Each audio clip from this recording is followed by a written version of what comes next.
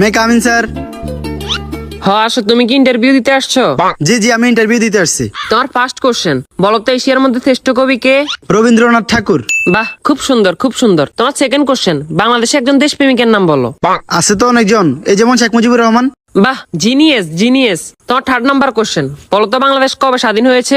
হওয়ার কথা তো ছিল 1948 সালে, কিন্তু 1971 সালে 16 ডিসেম্বরে স্বাধীন হয়েছে। খুব সুন্দর খুব সুন্দর। তোমার লাস্ট কোশ্চেন, বলো তো আকাশে কয়টি তারা আছে? এটা তো এখনো জানা যায়নি, এটা নিয়ে বিজ্ঞানীরা গবেষণা করতেছে। ও গুড গুড গুড, তুমি এবার আসতে পারো। Okay sir. কি ও ভাই, ইন্টারভিউ দিয়ে আসছেন? হ্যাঁ ভাই, ইন্টারভিউ দিয়ে আসছি। কি কি কোশ্চেন আইলো? কোশ্চেন তো মনে নাই, কিন্তু উত্তর মনে আছে। আচ্ছা, উত্তরই কোন? রবীন্দ্রনাথ ঠাকুর, শেখ মুজিবুর রহমান। মাত্র এই দুইটে? না, আরো দুইটা আছে। আচ্ছা কোন? 1948 সালে হওয়ার কথা ছিল, কিন্তু 1971 সালে 16 ডিসেম্বর হয়েছে। এখনো জানা যায়নি, এটা নিয়ে বিজ্ঞানীরা গবেষণা করতেছে।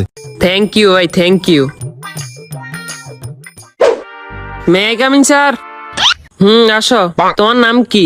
রবীন্দ্রনাথ ঠাকুর। তো তোমার বাপের নাম কি? শেখ মুজিবুর রহমান।